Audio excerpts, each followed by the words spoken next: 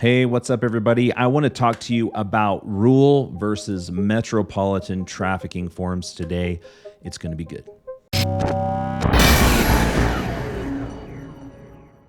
Let's get into this. In this video, I want to talk about the differences between what human trafficking, specifically sex trafficking, looks like in small towns, small communities around the nation versus big cities. There are some major differences in the forms of trafficking that happen in these areas. And if you live in a rural community, I think this video is going to be really important for you today because there are, let me set this up real quick, because when we jumped into this human trafficking work about a decade ago, our eyes were opened to the fact that this was happening in our small community where we were working.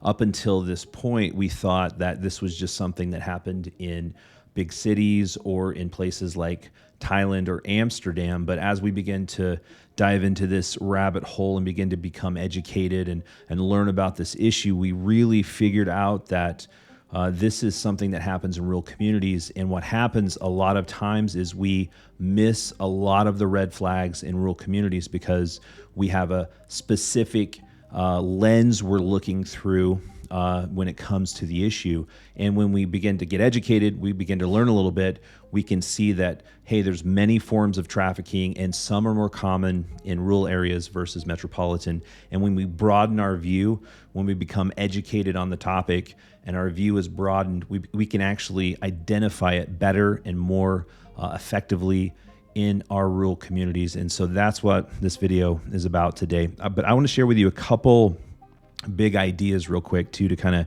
set this up.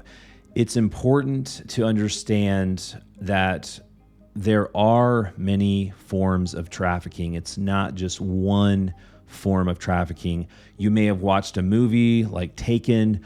The Sound of Freedom just came out a month ago. You may see it in a certain light. All great things, all very much so cases where trafficking happens like that. But when we begin to put those blinders on and say, this is exactly how it should look in my community, we're going to overlook a ton of exploited individuals and not be able to see them in the place that they are. We'll identify it as something else, and it goes overlooked. So we've got to know that there are multiple forms of trafficking. And second is, trafficking forms look different metropolitan versus rural, but the risk factors stay the same. Okay, the risk factors stay the same.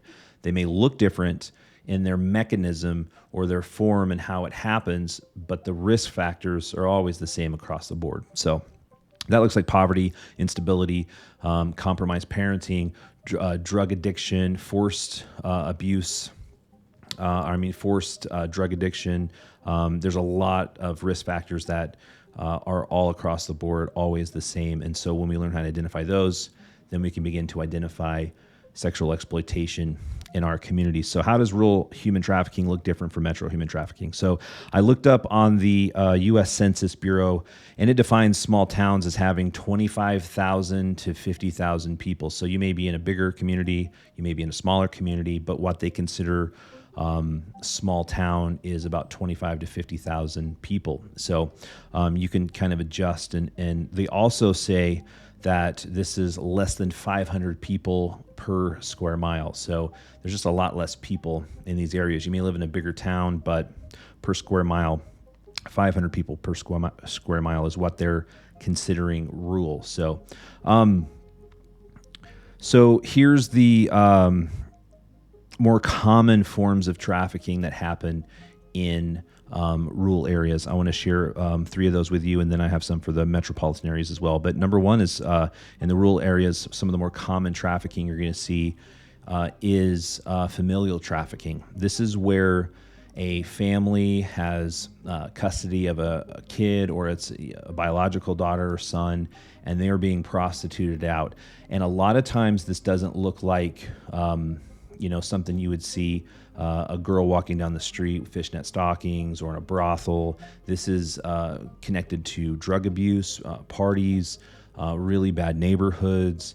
It's very much behind closed doors. It's a tight-knit community, and it's connected to networks of family and friends. And so it's hard to identify this because it just doesn't look like, an escort or a prostituted woman walking the streets. And so that's connected to this. Number two is a way to look at this is it's called exchange of value. And what that means is it could be as simple as a party happening and a individual brings the alcohol and the drugs and the party substances over to the trailer house, and because they brought them over, hey, you can go abuse my niece or my nephew or my son or my daughter, or that happens during the party.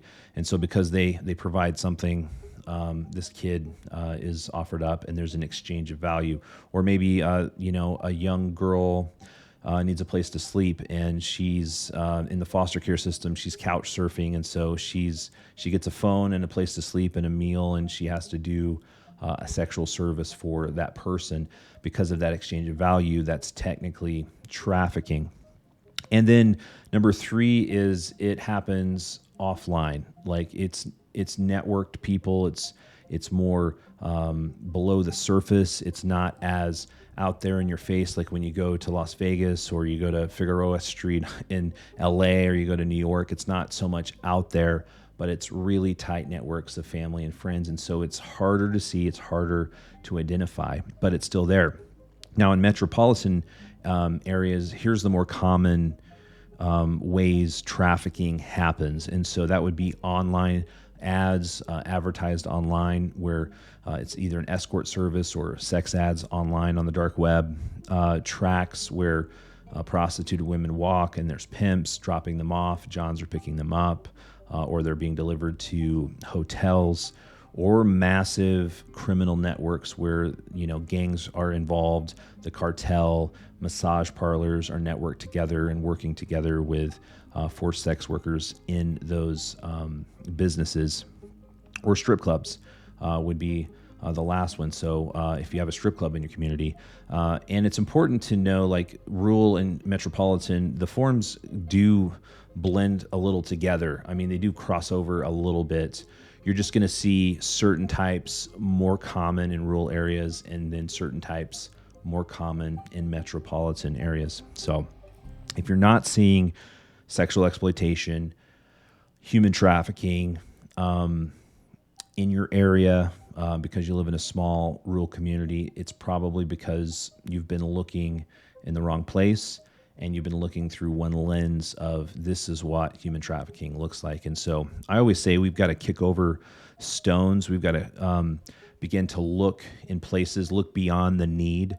And so a need of food insecurity, a need of abuse, foster care, these areas in our communities where there are impoverished people or people who are highly vulnerable. When we begin to lift the stone of that initial need and we begin to dig in, we find that, hey, there's an exchange of value happening. There's sexual services being traded here or forced, and that leads to potentially human trafficking, which can be prosecuted. And so we've had numerous cases where someone at a church, somebody walks through the foyer of the church and they say they need help and they're a family, or there's a situation going on, and on the surface it looks like a typical impoverished family, maybe in a vulnerable spot, no food, need gas, coming through town, and an individual starts to pry into this situation and begin to look, understanding like, hey, there could be more to the story, and end up uncovering multiple cases of human trafficking in the past. This has happened with us numerous times. So we've got to begin to look through a different lens of trafficking and see it in a different way. So if you're not seeing it, it's most likely you're not looking for familial trafficking. You're not looking for exchanges of value. You're not looking in the foster care system through substance abuse, through pedophiles. You're probably just not looking in the right areas. So here's three things that you need to know about rural human trafficking and 3 areas where you can help out and begin to help resource. And so, number one is access to support services. Most rural communities don't really have a lot of services for victims set up and ready to go. This is things like NGOs, nonprofits who focus on sexual assault or sex abuse advocacy programs that work with law enforcement in tandem with them when law enforcement has a victim that they identify, or a fire department. These are counseling, medical services, any kind of service that provides something for a human trafficking victim. Just in rural communities, there's less services because it's just kind of overlooked. And because of that, there's a lack of awareness for the issue as well in our rural communities. So when there's something going on, it just continues to go on, and it's not something that is recognized. In big cities, metropolitan areas, there's just tends to be more services available for law enforcement, medical in these areas that are available, and then those individuals network together. They raise awareness as well, and then there's a greater impact. You just don't see that as much in rural communities because it's just not seen. And so definitely a lack in access to support services. That's something that you can get involved in to make a difference. Next thing is the same thing with law enforcement. In bigger cities, there's task forces, there's vice units, there's detectives and individuals who are basically responsible for human trafficking arrests. Their whole job is to go after these predators. And in rural communities, law enforcement, they've got to do everything. They don't have the money, the budget, they don't have the equipment, the time. It doesn't seem like it's that big of an issue, but in most cases, it's a huge lack in rural communities. And so things as simple as raising funds for your law enforcement to provide them with what they need, or to bring in training, or to resource them in whatever they need if you connect with them, is a huge thing that you can get involved in and make a big impact. So, and lastly is the demographics. Victim demographics look differently in rural areas versus metropolitan. And so you're going to be looking at different people. Typically in rural communities, it's foster care, it's your school system. 100 years ago, the church was the center. Maybe 150 years ago, the church was the center of the community where people gathered to talk about community issues. Now it's the school system.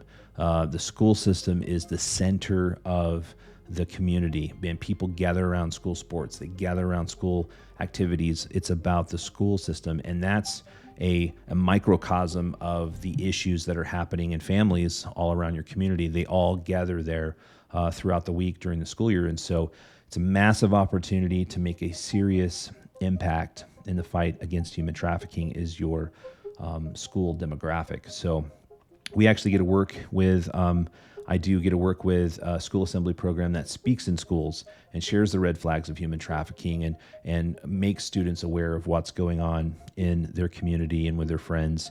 And it's a powerful thing. We've seen literally dozens and dozens and dozens of cases of human trafficking be pulled out of schools when this school assembly program comes into school districts. So it's a powerful place for you to get involved to make a serious impact in the fight against human trafficking. So it's a complex and pervasive issue. It can manifest differently depending on where you live and your town, what size it is, but recognizing the various forms of trafficking and understanding the unique challenges that each one of those areas face is key. And if we can work together as a community, if we can rally together and say, hey, let's identify this in our community, let's figure out what it looks like in our community, we can make a serious impact. I guarantee you it's happening. There's some form of sexual exploitation, potentially trafficking in your community, no matter what size it is, and you can do something about it. So that's the video today, guys. Thanks for hanging out for a while and talking about rural versus metro. If you like this content, would you subscribe? We're trying to build this platform to educate, to make people aware, and bite-sized content that's digestible. It's not a 8-hour trafficking conference on the weekend you have to attend, but it's raising awareness to make an impact in our communities around the nation.